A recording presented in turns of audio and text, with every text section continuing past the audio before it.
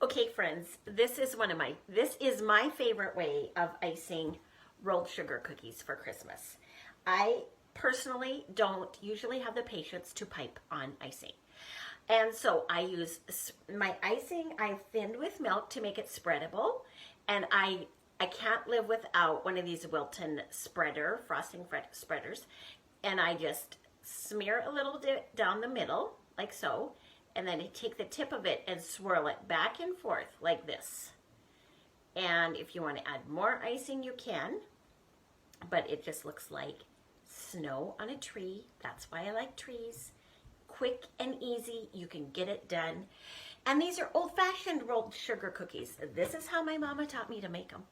And I'm sure Laura Ingalls back on Little House on the Prairie, she didn't pipe on icing. So if you don't want to, I'm giving you permission. Mama Rita's telling you, you don't have to pipe on the icing.